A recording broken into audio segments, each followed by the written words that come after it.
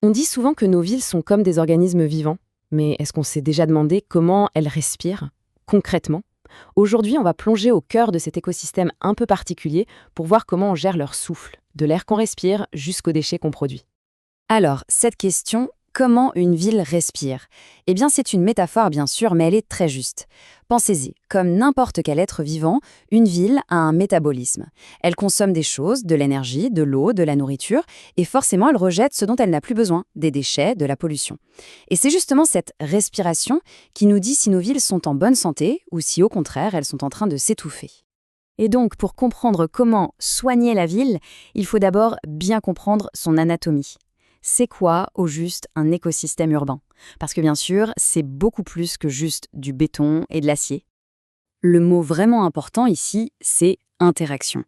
Il faut imaginer la ville non pas comme un simple tas de briques, mais plutôt comme une immense toile d'araignée. Si on tire sur un seul fil, mettons on construit une nouvelle autoroute ou une usine, eh bien, c'est toute la toile qui se met à vibrer. Tout est connecté et chaque petite chose peut influencer l'équilibre de l'ensemble.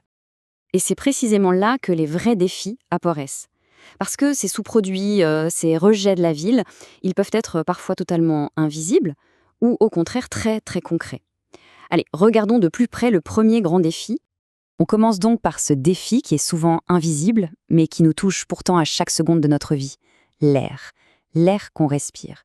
On pourrait dire que c'est un peu le test de vérité pour la santé d'une ville. Cette pollution, c'est la conséquence directe de toute l'activité qui fourmille dans une ville. La circulation, les usines, le chauffage des bâtiments, tout ça, ça crée une sorte de cocktail dans l'atmosphère qui peut être assez nocif. Mais bon, pour pouvoir agir efficacement, il faut être un peu plus précis que ça. Et là, c'est super important de faire la différence. D'un côté, on a la pollution de l'air. Ça, c'est le problème global, le symptôme si on veut. Mais si on veut vraiment être efficace, il faut s'attaquer aux causes. Et une des causes majeures, ce sont les effluents gazeux, c'est-à-dire les gaz rejetés par l'industrie. C'est là qu'on peut agir, directement à la source.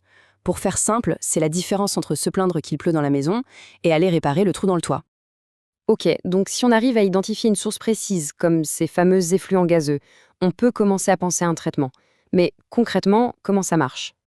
L'idée, en fait, elle est assez simple. Il faut agir avant que les polluants ne s'échappent et se dispersent partout. On va donc capturer ces gaz directement à la sortie de l'usine. On les fait passer dans un système qui va neutraliser les composants dangereux, un peu comme un filtre géant.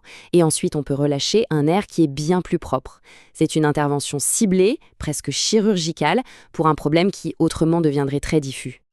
Allez, on laisse de côté ce défi invisible de l'air pour passer à quelque chose de beaucoup plus tangible, quelque chose qu'on voit et qu'on produit absolument tous les jours. La gestion des déchets. Ça a l'air simple dit comme ça, mais en réalité, c'est une des opérations logistiques les plus compliquées d'une ville. Il faut y penser. Chaque jour, des tonnes et des tonnes de matériaux doivent être collectés, triés, transportés au bon endroit. C'est un peu comme le système circulatoire de la ville, mais pour l'évacuation. Et là aussi, la façon de voir les choses a beaucoup changé. L'idée, ce n'est plus juste de jeter. La stratégie d'aujourd'hui, elle suit une hiérarchie très claire. La priorité numéro 1, absolue, c'est de produire moins de déchets à la base. Ensuite, on essaye de réutiliser et de recycler au maximum. Et c'est seulement tout en bas de la liste, en dernier recours, qu'on parle d'élimination. On est passé d'une logique où on réagissait au problème à une logique où on essaye de l'anticiper. Et justement, cette idée d'être proactif, d'anticiper, ça nous amène à une question encore plus grande. Gérer la pollution, gérer les déchets, finalement, c'est gérer des problèmes qui existent déjà. Mais est-ce qu'on ne pourrait pas aller plus loin? Est-ce qu'on ne pourrait pas empêcher ces problèmes d'apparaître, tout simplement?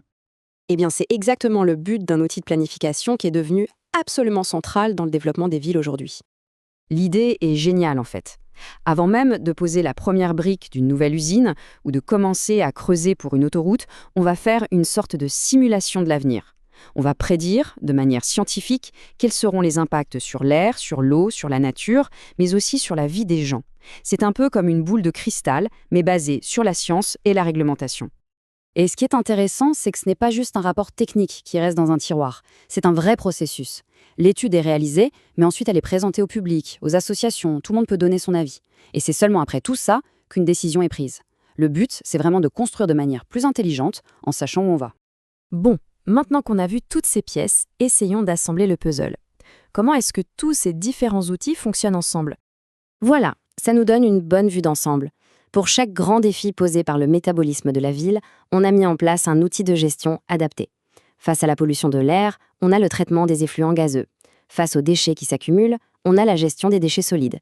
Et pour éviter les problèmes futurs, on a l'étude d'impact environnemental. Mais le point vraiment crucial à retenir, c'est que tout ça est connecté. On ne peut pas s'occuper de la qualité de l'air sans se demander ce qu'on fait des déchets d'un incinérateur, par exemple. On ne peut pas construire un nouveau quartier sans réfléchir à l'impact que ça aura sur la circulation, et donc sur la pollution. Tout est lié. C'est un vrai système. Et ça nous laisse avec une dernière question, une question de fond.